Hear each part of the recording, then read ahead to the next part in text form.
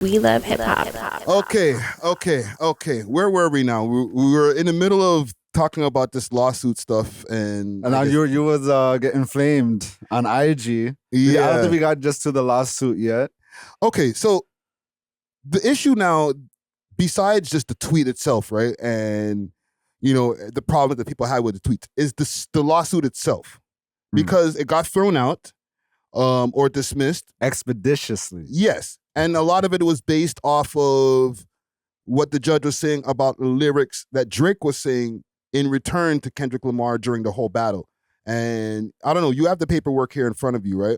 I also have something on from ChatGPT that I pulled up as far as the paperwork itself, just to get like some of the bullet points. Yeah, some of the main things here. So the dismissal key findings, as they say here. All right, and I'll pull it up on the screen. So I got it there. Yeah. So they're saying here, okay, non-actionable opinions and rhetorical hyperbole. So the judge held that the lyrics calling Drake a pedophile in the context of a diss track are not reasonably interpreted by listeners as statement of fact, but rather as an opinion of rhetoric insults. Even though the phrase is serious in the border of context, the heated rap battle genre means a reasonable listener would not believe that the lyrics assert verifiable facts, right? And also, even in this paperwork over here, they talk about tailor-made freestyle, all these different things, right? Now, the judge is basically saying that, like, most of these rappers be capping in their raps. Yes. The average listener does not listen to a rap song and say, this is 100% true. Every single thing being said is 100% true. Yeah. And as you said, Drake literally said in tailor-made freestyle, call me a PDF. See what that does for you. See how that plans out for you. So you opened the door. So the judge said that Kendrick is just replying to what you said about being a PDF. Yeah, and the thing is, I've never been a fan of, like, I understand people sue in hip hop or in the music industry all the time. Like, the record companies are evil. They do evil things to artists. But in the context of a rap battle, I've never been happy with that. And a lot of people weren't happy with that. Now I'm hearing that there's going to be an appeal. In my opinion, all he's doing is help. And listen, it's not a diss against the boy. I hate that I have to put a disclaimer in front of shit. But in my opinion, it's going to prolong the length of the Not Like Us song that you're trying to prevent in the first place. Yo, I haven't listened to Not Like Us since the Kendrick show here. And since when the lawsuit got dismissed, it made me want to revisit all the songs from the beef. Yes, because it's being brought up lyric by lyric in the lawsuit, and anybody who's just watching from the outside and they're only getting the bullet points, let's say, from news stories and stuff like that, they're not going to be able to understand the whole context and maybe the bigger reason of why Drake might be suing and all those different things that people might be using to quote unquote rationalize or them, right? They might have real reasons, but we don't know, fam. They're not telling us. And the judge literally said, because this happened in a rap battle, it adds further context to what's being said. You know, as soon as you enter a rap battle, you're expecting, I guess, hyperbole. You're expecting mud to be thrown. You're literally entering a mud throwing contest. Yes. So the judge is like, what are we really doing here? That's all it was to me, bro. It wasn't a personal attack on Drake, on, even on the culture. Because the whole thing is, even when it came, getting back to even with the tweet and stuff too, right? I'm thinking about the whole scene as a whole, right? I know that Toronto rappers or Canadian rappers are not going to be affected, directly, and people are not going to sign any Canadian rappers and Ray Tay Tay. That's not going to not happen. That's not going to happen. But I also know how to diss and roast. So anytime I do want to roast a Canadian rapper in the future, if I'm American, I might just be like, yo, I don't know about you Toronto guys. You might sue. So you think this affects the reputation or perception of Canadians? Like I said, not in like a full sense. But if I wanted to crack a joke as an American guy, I'd always just run to, I got to watch out for you Toronto rappers because you might sue. Even when I was listening to the Joe Budden podcast, they were talking about oh, that's that Canadian shit. Exactly, and it's not. He was basically saying that like, oh, we didn't even take it that seriously, and now you just take your ball and go home. You're crying. You go all the way to Europe. So they think that like, again, Canada already had a perception of, oh, y'all are soft over there. Y'all ain't like that. Y'all ain't about it. So then, okay, so a man threw some words at you, and then now you're crying and going calling feds. This is the perception that they're gonna have. You know what I'm saying? And I'm not saying that it's true, but it's just a perception. You know what I'm saying? And that's all I was saying. That it's just a perception that people are gonna have. I listened to that same Joe Budden episode, and I felt like responding as if they were doing a live stream. Like, no, we don't. It's not a Canadian thing to be like, oh, we catch feelings and sue. No, it's just it might just have been a Drake thing. Do you understand the people that kind of say that because we are from here, we should not really side with him, but kind of like represent more, you know? I understand that, but I'm in a weird position because I don't want to ever be trying to hold it down while looking disingenuous at the same time. Because I get mad at those West Coast guys for doing the same thing, bro. You know what I'm saying? I'm like, there's no way that you guys could just agree with everything that Kendrick does. And then they'll tell me, oh, well, we over here, we on code. We would never do that to Kendrick. But that's part of the problem. Exactly.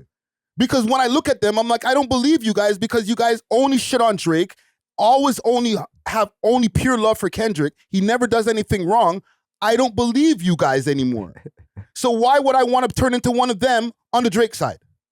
Yeah, there's stands on both sides, and the stand culture is what's driving the narrative. Yes. You know, because I feel like majority of people agree with what you said, but it's the stands that are going crazy. Do me a quick favor while you're here and smash that like button so we can break the algorithm. And join the comment gang and subscribe. It's free. By even pushing this through. Yeah. Imagine how much money the lawyers made off of this, bro.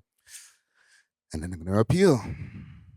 They have to appeal because his whole Iceman rollout is revolving against this lawsuit.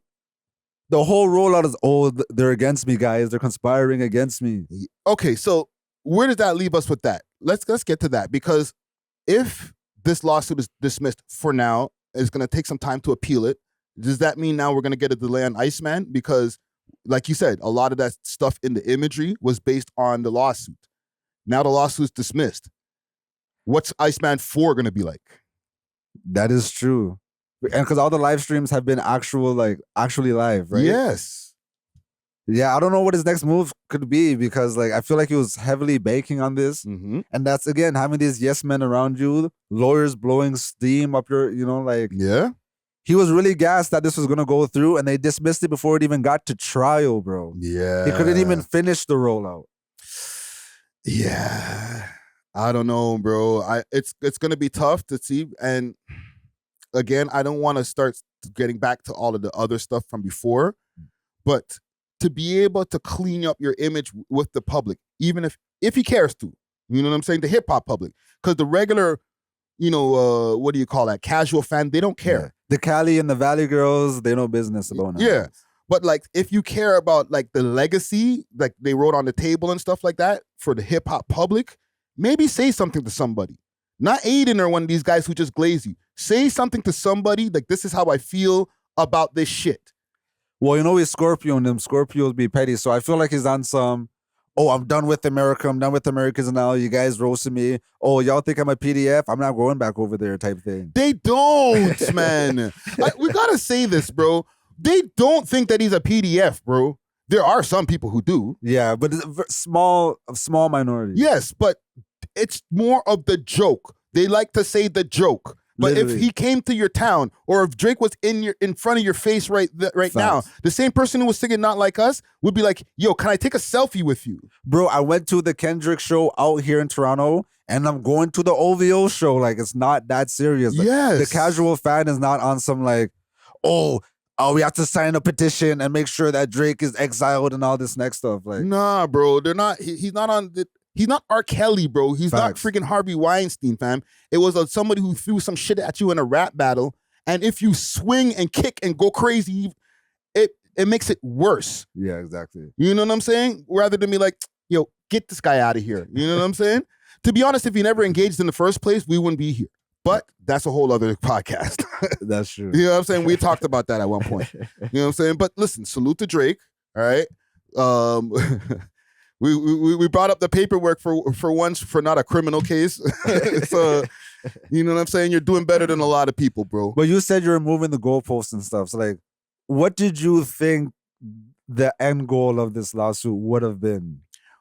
When I moved the goalpost, it was a few weeks ago when I said that because of the Not Like Us calling them a PDF file, like you don't do that. You know what I'm saying? And the record, that's not the goalpost move. My bad. It was the record companies pushing the narrative unorganically. That's not hip hop. So if there's doing something that's not hip hop, it's okay in the lawsuit for something that's not hip hop. But that's still kind of, I don't know if it's goalpost moving or it's cope, bro. If I want to be honest with myself. Yeah, because when this lawsuit was first announced, I just thought the precedent it would have set going forth would have been, it would have hurt artists more than it would have helped artists. Yes. Because if now, like anything you say in a record, you could get sued for, you know what I mean? Like, imagine all the op spinning and stuff that people could go back and sue the record labels for. Like, the labels were not going to let this happen. And they're going to use the Drake versus UMG suit as the legal precedence to be able to convict the next person. And I don't think that they are cool with that neither. But don't make it where I'm not okay with it unless it happens with me. Exactly. You know what I'm saying? Because, again, you're the same guy who went to bat for Young Thug for lyrics being used in court. True. So don't use now lyrics. Don't go against somebody for lyrics being used in your situation. That's all I'm saying. And with the bot narrative, what was interesting to me is they said, they don't even care if there was bots used or not because it didn't hurt the consumer. Because they tried to spin it in an angle. Well, Drake's team tried to spin it in an angle where like, this is violating business law because they used bots to push the song or whatever. And the judge is like, well, the business law says as long as the end consumer isn't affected or isn't hurt or isn't damaged in any way, then it doesn't matter. And there's not bots at the stadium, bro. That is true. I was there. I seen it with my own eyes. Yes. And it was there, what, 2 nights in a row? 2 nights in a row. And all of those other stadiums in Mexico and all those different places, bro, those are not bots. Because we have to remember, this was probably the biggest battle in rap history. And Not Like Us, the number 1 artist or the number 2 artist, depending on how you see them, calling the next number 1 or number 2 artist a PDF in a song, the world is going to go to that. Yeah. Like, everybody just wants to hear it just to see how it sounds. Like, so of course the numbers are going to be high. So I don't know. It's just like a frivolous suit to me. It's, I guess, because we can call it that, but it's not going away because of an appeal. You know what I'm saying? So salute to Drake, even if the audience doesn't feel that way. I haven't heard from him. He hasn't hit me up since I asked about the cartel thing. All right? I don't know if that's going to happen anymore, but who knows? Who knows? Maybe he's understanding. Maybe he can see the nuance in what I'm saying. Hopefully. Thanks for watching. If you enjoyed this video, please make sure to check out these other videos on the screen and make sure to like and subscribe. We love hip hop.